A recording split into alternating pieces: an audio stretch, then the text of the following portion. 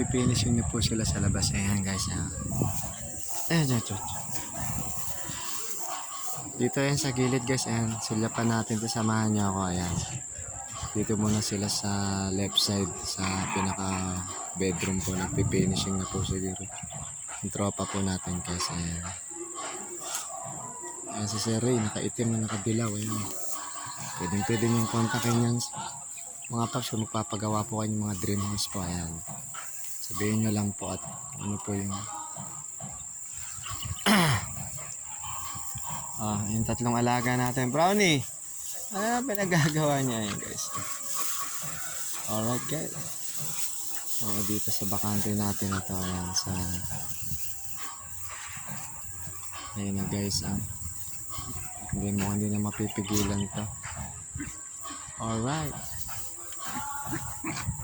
See you around. God bless.